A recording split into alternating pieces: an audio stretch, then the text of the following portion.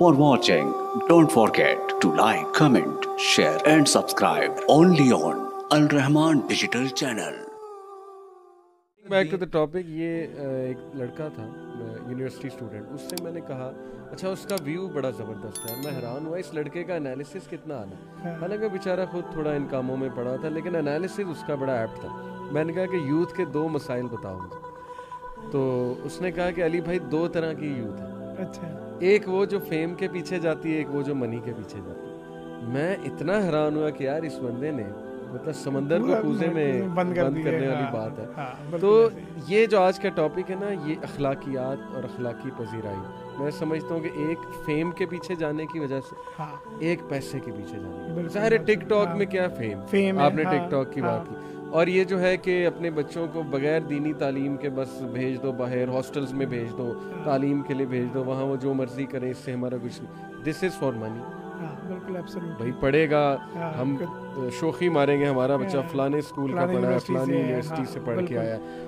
اور وہ ہو سکتا ہے وہ ایسے سوچ رہا ہوں کہ اس پہ انویسٹمنٹ کرتے ہیں تاکہ یہ کل کو جو ہے نا ہماری کمیونٹی بنے. کہ ہم لوگ اصل میں نا اب دنیا کے اندر جی رہے ہیں صرف لوگوں کو امپریس کرنے کے لیے. We are not living to satisfy our God, our Allah. ہم لوگ we just have a society to impress. That اس کی وجہ کیا ہے؟ اس کی وجہ میرے نزدیک جو ہے وہ میڈیا ہے.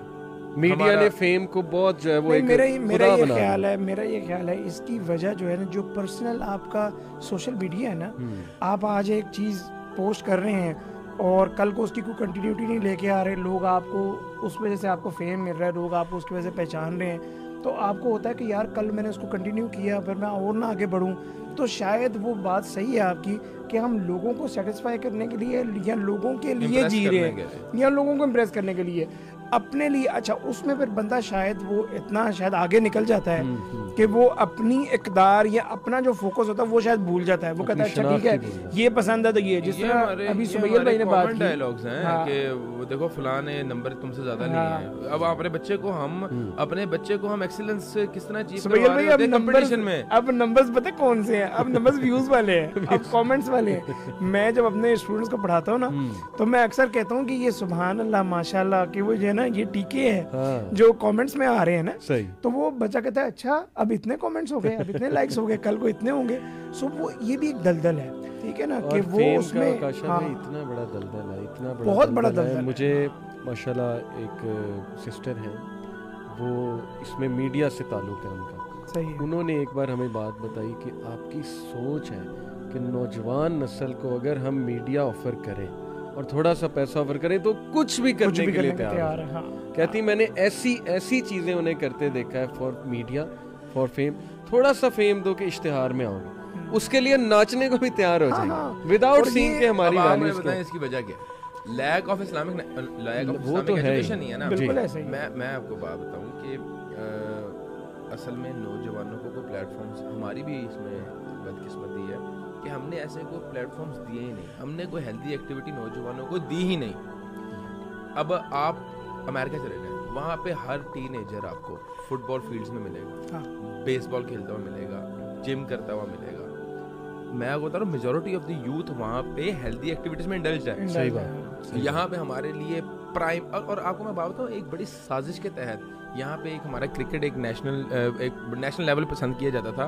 ویسے تو ہاکی ہے, کرکٹ کو بڑے پلاننگ کے ساتھ کیوں مسک کیا جا رہا ہے, کیوں اس کو سپریس کیا جا رہا ہے, تاکہ ان کے پاس کوئی ایکٹیویٹی نہ ہو ان کے پاس. دیکھیں اگر یہ آپ کو گورے نے دیا نا, تو اس کے پیچھے بڑی لاجک ہے. وہ ایک بندہ مجھے کہتا یہ جو ایڈز آپ کو باہر سے آ رہی ہیں نا پڑھائی کے نام پہ, وہ آپ کو پڑھانا اس لیے چاہ رہے ہیں تاکہ آپ ان کا ایپل یوز کر سکیں, آپ ان کا میک بک یوز کر سکیں. ان کو آپ سے ہمدردی نہیں ہے, شاید شباز شریف والے لیپ ٹاپ کر سکیں.